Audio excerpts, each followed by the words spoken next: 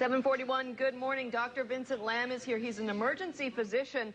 He is also the author of How to Find a Good Doctor and Other Secrets of the Healthcare System, an Insider's Guide, which is on the cover of Toronto Life magazine currently. Good morning. Good morning. So we were talking this morning when we were discussing what was upcoming on the show about how difficult it can be in the city or any city to find a good doctor. There's people on our staff who've been looking for over a year to find a doctor.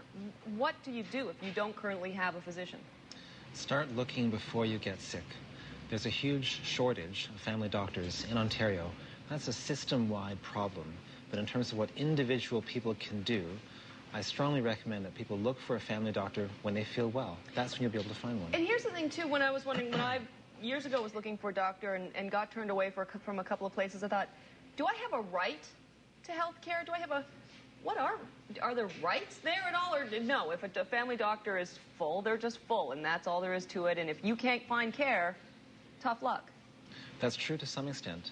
Usually, a family doctor will close their practice if the number of people they have in their practice is so large that they're at their max in terms of delivering quality care to those people.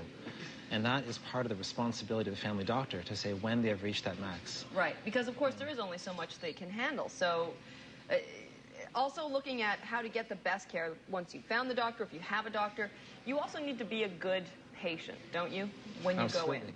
And that's in people's best interest. You shouldn't do it just because you want to make the doctor happy, but you should think about how to communicate. And communicating what your problem is, as well as what you actually want to get out of the relationship between yourself as a patient and the doctor as a care provider, is an absolutely crucial skill. Should you try to choose a doctor? We were talking about this as well amongst ourselves here on the staff.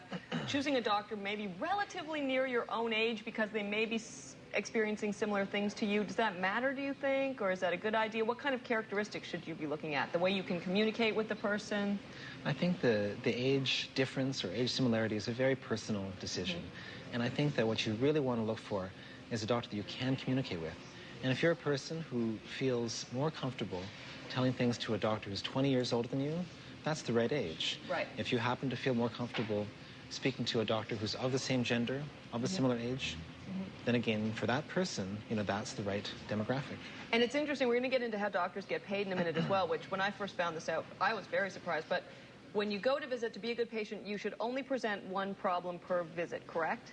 I think that's how you're most likely to get the most out of it. I know there's times when people have more than one problem, and sometimes those have to be discussed. But I think if you want to maximize your chances of getting a quality assessment and a meaningful plan associated with your problem, your best bet is if you have one problem. And let's talk about how doctors get paid, because I think that was until my sister-in-law is a doctor, and until I talked to her about it and found out how it worked per visit, I had no idea. And I think most people just kind of assume by virtue of being a doctor, you're going to make a lot of money. That's absolutely not true. Yeah. And what happens is that doctors are paid similar to a corner store owner, quite frankly. Once the patient shows up and receives a service, the doctor then can claim a certain amount of money from the government. Right. Now, from that, they have to pay their overhead, their heat, their rent, their nurse, yada, yada. And so if the doctor has a patient who doesn't show up, the doctor loses not only the fee, but what they pay in the overhead. And that fee's not astronomical. If I show up because I've had like a chronic headache and come to see you, what do you get paid for treating that? $29.70, out of which comes, $29.70. Heat, lights, computer, etc. Right, so yeah, all of your overhead starts to come out of that. So then if I stay with you for a certain length of time, that's all still the same, $29.70, whether I'm in there for 10 minutes or 45 minutes. Absolutely. And a quality doctor will sometimes spend more time because they care. And, in a real sort of hard-nosed financial way, it's a tough thing to do. Right, absolutely. You should also manage your own information. Absolutely. The value of medical information in this day and age is paramount.